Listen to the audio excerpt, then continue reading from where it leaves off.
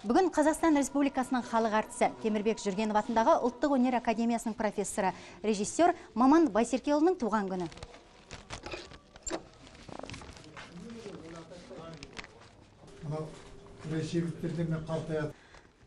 Саламатсыз ба, Маман аға?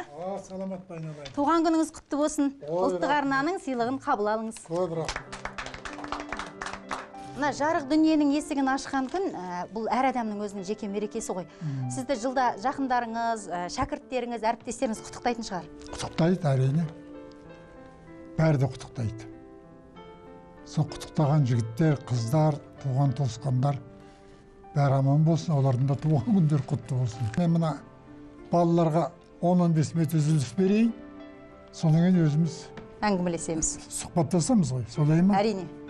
Ал, балалар, 10-15 минут үзіліс. Сіз ғұмырыңызды арнаған режиссура, бұл өзі бейнеті көп, кез келгенге жалынан сипата бермейтін мамандық. Сіз қалай бағындырдыңыз? Бұл жаңағы сұрағым, Жазира, өте ауыр сұрақ. Қазақпыз ғой. Мысалымыздың өзін қазақша айтайық. Жаңа қалай бағындырдыңыз дедіңіз ғой. Бұл асауат секілді режиссер мамандығы.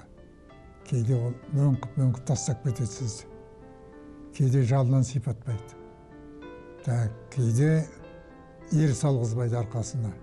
Мен әгі шартты түрді айтып отырмын да. Сондықтан да бұл өзі ұзақ ойланып, ұзақ толғанып іске кірісетін мамандық. Ол өзі алдында. Соның терең білімді болу керек режиссер. Ол негізі қайнар көзі режиссураның білімі ғой. Режиссура деген бұл актер шеберлігі, бұл пластикалық қозғалыс, бұл музыка, сурет өнері, би өнері. Бұның барлығы тоғысады режиссураға. Міне осындай мамандықтардың барлығынан да режиссер болған адам хабардар болу керек.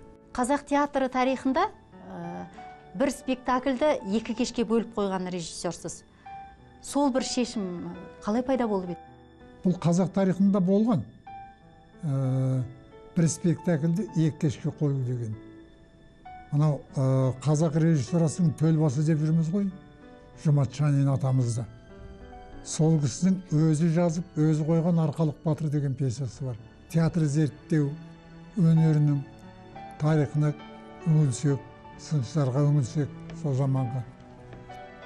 Сол Арқалық батырды 2 кешке қойған екен. Ал енді тыңдаудан болатын болса, өзің білесің, бұл 4 томдық эпопея ғой. Содан жасалған пьеса. Ол 1 кешке сыймайды ғой. 2 кештің өзіне сыймайды. Бірақ негізгі басты оқиғаларын сол Зарубин жазушылар, атақты режиссер Николай Павлович Хохлов міне осылар құрастырған ғой. Сондықтан да шеберлердің қаламы тигендіктен сол негізгі оқиғаларды іріктеп, сұрыптап алып, соны сахнаға лайықтаған ғой. Сондықтан сол 1 кешке сыймайтын себебі сол. Театр мамандары, көрермендер қалай қабылдады бұл қойылымды? Бұны құбылыс ретінде қарады. Енді менің әгі мақтанып кетпейін. Бірақ бұл ақиқат сөз. Өтірік болмасын. Мынау биыл сахнасының деген мені кітап шығады. Оның басты мақсаты, мен осы режиссер болғалы, мен 20 жыл істеппен театрда. Сол 20 жылда қойылған спектакльдердің түгел рецензиялары. Газетке шыққан, журналға шыққан, соны түгел жинаған ғой. Енді епті бараса жоғалғандары бар. Соны ертең бұл Байсерке не істеді? Осындай кісі режиссер болған екен ғой, деген кейінгі ұрпақтар, өзім шәкірттерім осындай сауал қоятын болса, соған жауап ретінде жаңағы кітапты шығаруға тура келіп отыр. Сонда барлық рецензиялар осында. Сол Тыныдан туралы Сығаевтың жазған мақаласы бар соның ішінде. Бұл қысқасы осындай. Жамбыл, Атырау, Қызылорда облысының театрларында қызмет істедіңіз. 30 жылдан аса осы оқу орнында шәкірт тәрбиелеп жүрсіз. Қызметтен шаршаған кезіңіз болды ма? творчество адамдардың ең қажейтін, қазырайтын кезеңі сол рухани шаршау. Оның себебі не?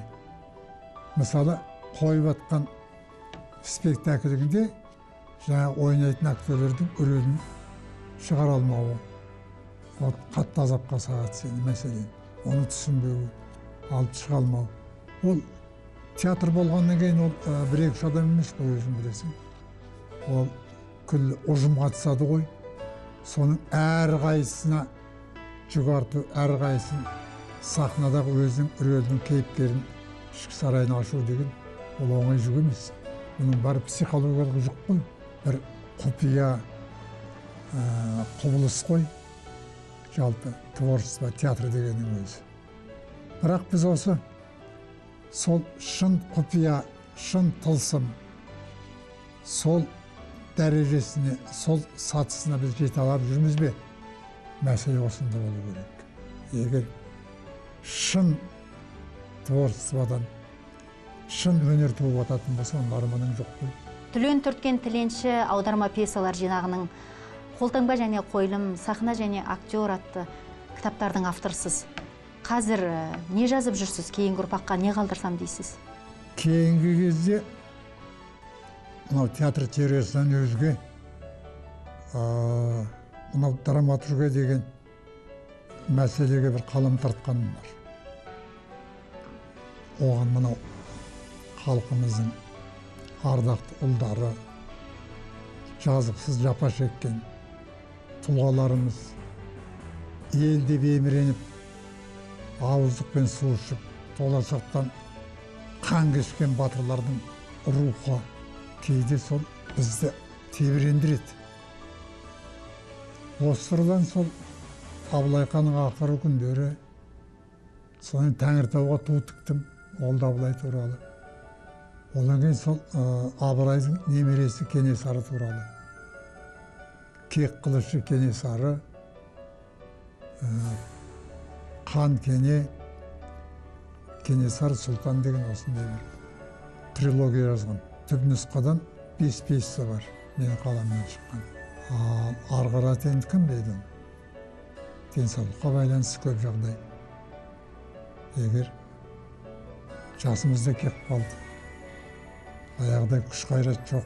Егер осы денсаулығымыз қазіргі осы қалпында тұратын болса, әлде қолға қалам ұстауымыз мүмкін. Бірақ қай тақырып жазамыз деудің өзі ертерек айту қиын.